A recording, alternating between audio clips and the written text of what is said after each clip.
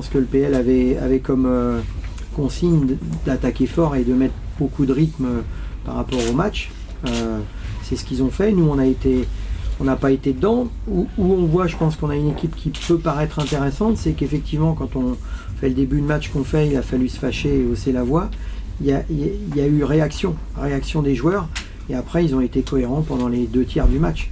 Donc, cette faculté à pas être bien, à prendre un savon et à réagir, c'est forcément encourageant pour le coach que je suis.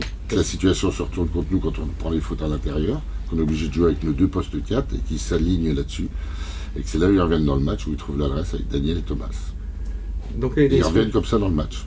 Comment vous vous sentez après cette 3e défaite?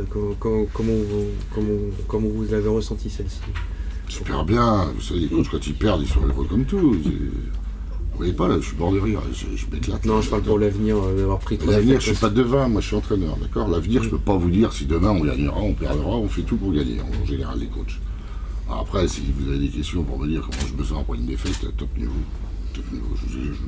Je suis très heureux. Vous regrettez le manque de support des non, surtout pas. Non, surtout pas. Ou alors, faut pas venir ici. Non, surtout pas. Vraiment, c'est pas... c'est quelque chose qui doit nous rendre plus forts, parce que si on arrive à passer ce cap-là et avoir le soutien, c'est à nous d'être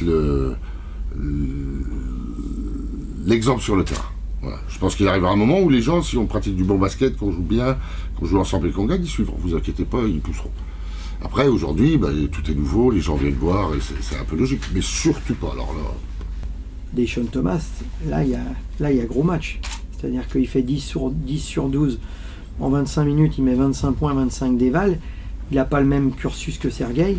Il découvre, comme il l'a dit, c'est un rookie. On voit bien que tous les clubs, on éprouve des difficultés à faire en sorte que les rookies soient opérationnels tout de suite. Donc lui, qu'il ait du potentiel et que c'est un joueur vraiment sur lequel j'avais craqué, ça c'est une chose. Qu'il soit en capacité, comme vous l'avez dit, à chaque match de progresser et de bien comprendre ce qu'il faut faire, ça c'est une autre chose.